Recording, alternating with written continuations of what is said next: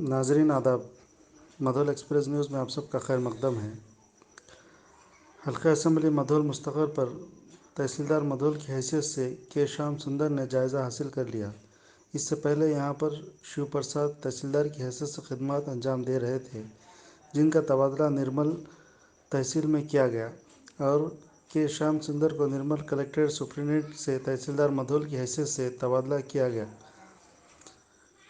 के श्याम सुंदर ने जायज़ा हासिल करने के बाद मीडिया से बात करते हुए कहा कि वो इससे पहले कानूर मंडल में तहसीलदार की हैसियत से खिदमत अंजाम दे चुके हैं। वहां से इनको निर्मल कलेक्ट्रेट सुप्रीटेंडेंट की हैसियत से तबादला किया गया था।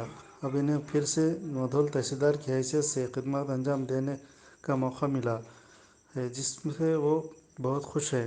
इन्होंने कहा कि आवाम का जो भी काम है इनसे रुजू हो, इससे पूरा करने की हर मुमकिन कोशिश करेंगे।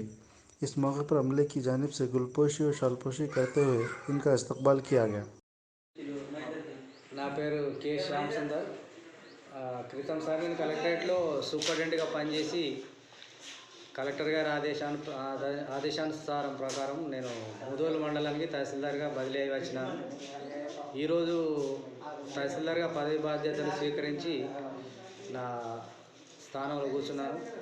మండలం లోపల ఉన్న సమస్యలను కూలంకషంగా పరిశీలించి వాటికి అనుగుణంగా తగు చర్య తీసుకొని పబ్లిక్కి అందుబాటులో ఉండి వారి సమస్యలను పరిష్కరించడానికి నేను నా శాయశక్తిలో పరిష్కరిస్తానని చెప్పి భావిస్తున్నాను। మండలం లోపల ఎలాంటి ఇష్యూలు ఉన్నా కానీ ఆ ఇష్యూలను నా దృష్టికి తీసుకొచ్చినట్టయితే వాటి పరిస్థితిని బట్టి ఎలాంటి చర్య తీసుకుంటే బాగుంటుందో దానికి అనుగుణంగా